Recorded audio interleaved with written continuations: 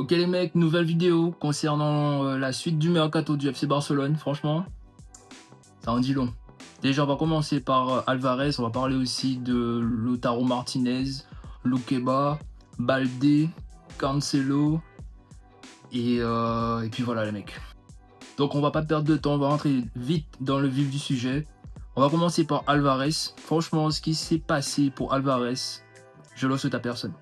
Le mec, il décide de quitter Manchester City.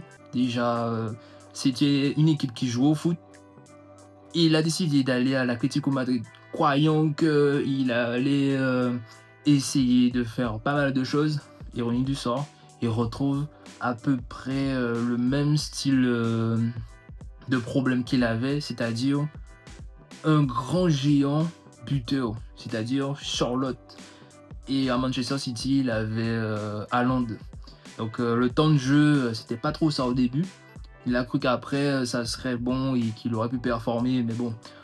On connaît déjà le style de jeu de l'Atlético Madrid, c'est de la défense. Si les gars pouvaient rester dans les camps, ils seraient restés. Mais bon. Du coup là, le gars, il voulait partir cette saison, peu de temps après la Coupe du Monde. Et même pendant la Coupe du Monde, le gars se voyait déjà au FC Barcelone. Malheureusement, le gars reste. Il reste parce que l'Atlético Madrid ne veut pas laisser Alvarez partir au FC Barcelone. C'est-à-dire, ils ne veulent pas que le Barça se renforce en termes offensifs pour qu'il ne puisse pas prendre une déroute. Mais soyons clairs, 2 minutes, avec ou sans Alvarez, on tacle l'Atlético. L'Atlético a gagné 2 fois de suite contre nous la saison passée. Parce qu'il y avait tricherie, hein. Mais bon, on aura le temps de parler de ça dans une prochaine vidéo, ne vous inquiétez pas. Mais si Alvarez était venu, même si c'est pas un pur neuf, pur et dur, comme à la Luis Suarez ou à la R9 ou etc., mais il aurait pu apporter quelque chose de plus frais et de la nouveauté également. Malheureusement, il ne viendra pas. À 99%, le dossier est déjà clos. C'est ballot.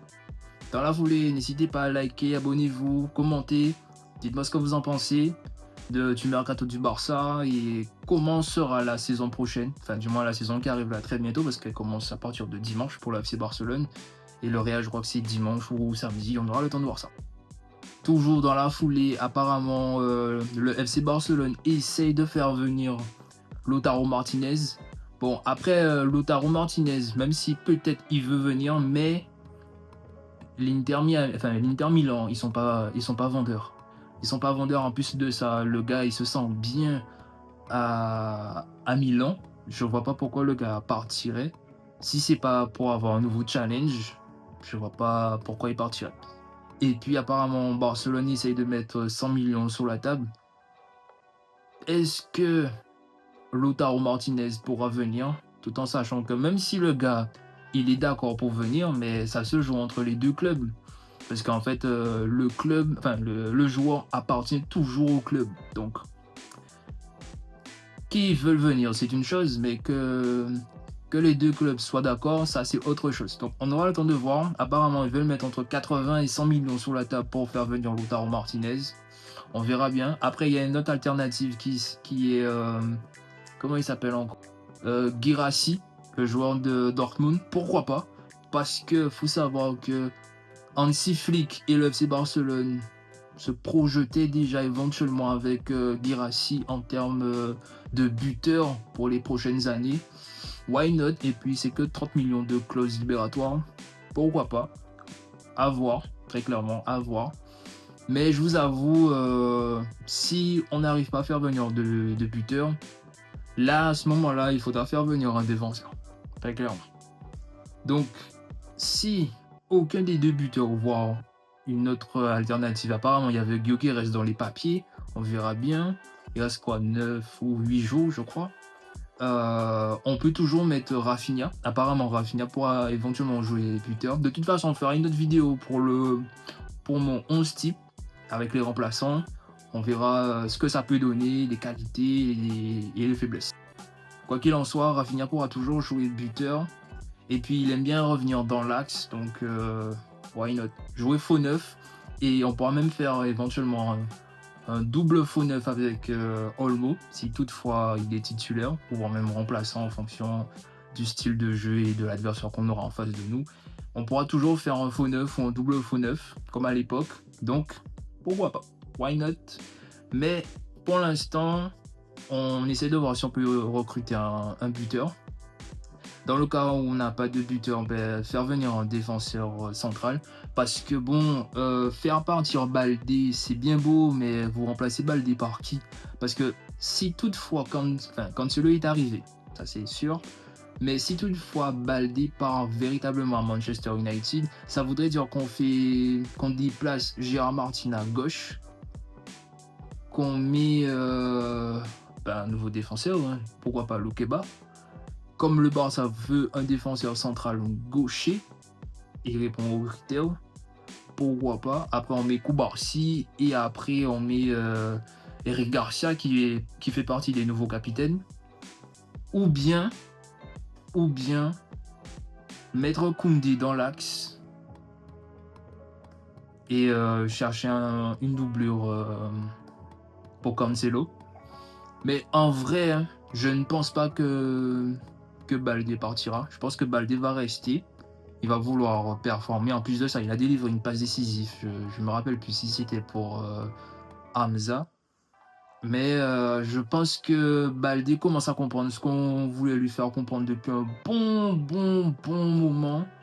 Et le fait que Cancelo soit arrivé, en plus de ça, Cancelo, c'est sa 3e apparition, dans le sens où ça fait 2 fois qu'il est venu en termes de prêt. Et là, la 3e fois, il vient et il signe pour 3 ans. Donc, c'est très bien. C'est très bien. Quand on veut, on peut. Ne jamais se décourager, les gars. On continue. Après, pour ma part, je pense que Baldé va rester. Comme ça, il prendra 2-3 petits tips avec Cancelo. Ça sera très bénéfique pour lui. Et puis, ce sera une concurrence saine, comme j'ai l'habitude de vous dire. Et ça permettra aux 2 joueurs de faire une rotation et de garder de la performance et que les gars ne soient pas trop fatigués. Parce que je vous avoue, ce qu'on a vu avec Pedri, une saison où Pedri performait et tout, et vers la fin de saison, le gars ressemble à un zombie. Surtout que là, les nouvelles saisons, elles sont plus comme avant, elles sont encore plus longues. Donc, va falloir faire des rotations, surtout face à des petites équipes. Et bon, face à des petites équipes, ok, mais faut qu'on maintienne le score, hein, c'est important. Donc, ok, faire un turnover, mais toujours garder une stabilité défensive, même si Barcelone, c'est pas trop leur fort et tout machin. Mais il va falloir que Barcelone puisse se réactiver là, hein, parce qu'avec Mourinho là, les gars, maintenant là, c'est Mourinho, c'est pas Arbeloa, c'est pas Xavi Alonso, c'est pas Ancelotti, c'est Mourinho. C'est-à-dire que le gars, il vous dit de défendre, vous défendez, même le gardien défend. On joue pas. Enfin, on joue pas. Moi, je suis pas madrilène. Enfin, les gars jouent pas. Donc, il faut que, pareil, Barcelone, les 11 joueurs, enfin les 10, sans compter le gardien, puissent défendre. On attaque ensemble, on défend ensemble. Point barre. Il n'y a pas d'histoire où je suis une star, je défends pas, j'attends le ballon. Non, non, le football moderne n'a pas besoin de ça. Et le football moderne, c'est des transitions, c'est des passes, petits espaces et tout. On n'a pas le temps. Donc à voir. Après, moi, je suis content que Cancelo soit venu, sachant qu'il n'a pas pu être présenté pour le trophée Gamper. Parce que bon, les papiers n'étaient pas encore prêts, tout ça, vous connaissez déjà. Mais là, c'est bon, tout est réglé, tout est clos. Il va pouvoir être dans la shortlist pour la Liga. Donc, franchement, les mecs, on avance petit à petit et on est sur une bonne petite ligne droite, même si y a des courbes et tout sur le mercato. Mais bon, mais je vous avoue, ce qu'ils ont fait à Alvarez. En plus, les gars ne voulaient pas que Alvarez puisse venir au FC Barcelone, mais par contre, ils sont prêts à ce que Alvarez puisse partir à Arsenal. Mais le gars, il veut pas aller à Arsenal, en fait. C'est quoi cette trahison et tout? Et en plus de ça, les supporters ne veulent pas voir Alvarez à l'Atlético.